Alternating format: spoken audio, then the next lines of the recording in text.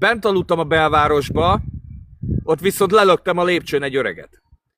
Azt viszont ott ő kapott ki. Nekem ott akkor eltört a bokám, de ő meg legurult a lépcsőn, össze-vissza törte magát.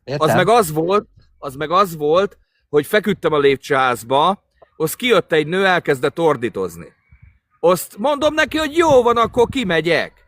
Erre feljött a folyosón hálóinkbe egy öreg, egy nagy dagadt öreg, elkezdett, hogy állj meg, azt így, azt ahogy engem rángatott, akkor viszont visszaütöttem, elkezdett rángatni, bim! Azt leborult a lépcsőn, így gurult az öreg, ott is maradt a földön. Össze-vissza törte magát.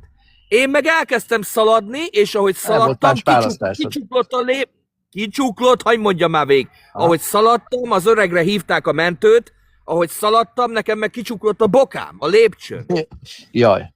Azt akkor, mikor kimentem, akkor már szirénáztak a rendőrök, én meg bementem egy lépcsőházba, lementem a pincébe, azt így be volt dagadva a bokám, azt engem nem kaptak el, az öreg meg össze-vissza törte magát.